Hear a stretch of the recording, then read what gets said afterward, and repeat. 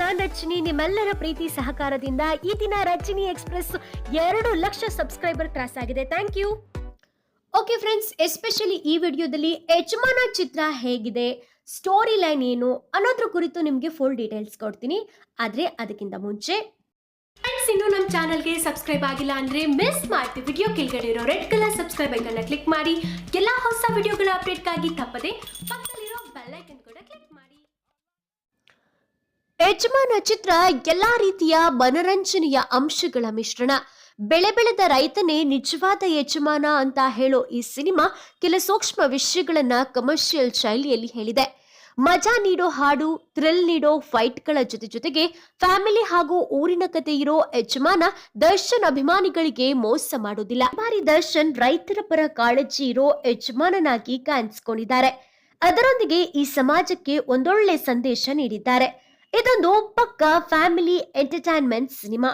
ದರ್ಶನ್ ಎಂದಿನಂತೆ ತಮ್ಮ dialogue, look, acting ಮೂಲಕ ಮತ್ತಷ್ಟು ಅಭಿಮಾನಿಗಳನ್ನ ಗಳಿಸಿದ್ದಾರೆ.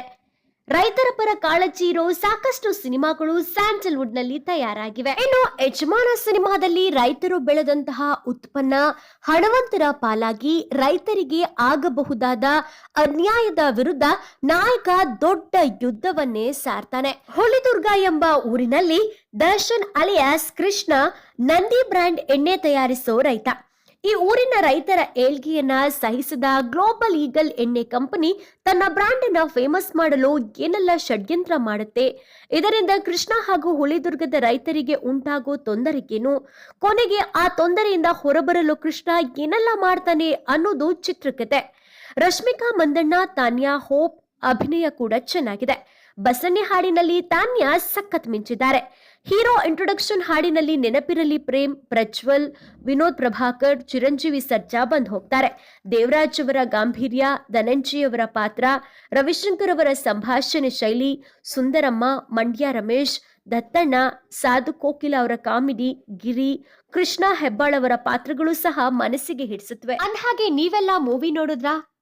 ಮೂವಿ ಹೇಗಿತ್ತು? ನಿಮ್ಗೇನ್ ಇಷ್ಟ ಆಯ್ತು? ಅದೇ ರೀತಿ ಯಾವ ಡೈಲಾಗ್ ಮೈಂಡ್ ಅಲ್ಲಿ ಇದೆ ಮಿಸ್ ಮಾಡದೆ ಕಮೆಂಟ್ ಬಾಕ್ಸ್ ಅಲ್ಲಿ ಡಿಬಾಸ್ ಅಂತ ಕಮೆಂಟ್ ಮಾಡಿ ನಿಮ್ಮ ಅನಿಸಿಕೆ ಅಭಿಪ್ರಾಯಗಳನ್ನ ತಿಳಿಸಿ. ಪಕ್ಕಾ ಡಿಬಾಸ್ ಫ್ಯಾನ್ಸ್ ಆಗಿದ್ರೆ ಮಿಸ್ ಮಾಡ್ತಾ ವಿಡಿಯೋಗೊಂದು ಲೈಕ್ ಕೊಟ್ಟು ಈಗಲೇ ಎಲ್ಲ ಕಡೆ ಶೇರ್ ಮಾಡಿ. Thank you.